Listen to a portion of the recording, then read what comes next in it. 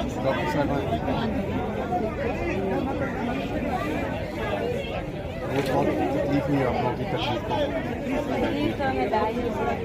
मुझे आप लोगों से काफ़ी भी मालूम है, मैं पहले और तरह से इसके लिए आप लोगों से माफ़ी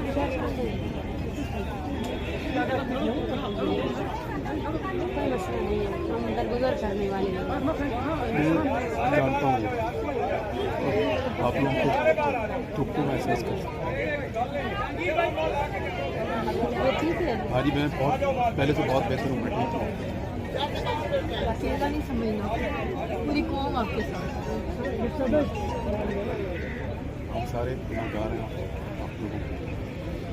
अभी भी हम आते हैं मजाक उड़ा सकते हैं आप लोग बर्दाश्त करो। मैं जब बलूचिस्तान गया ना पिछले साल फ्लड आया,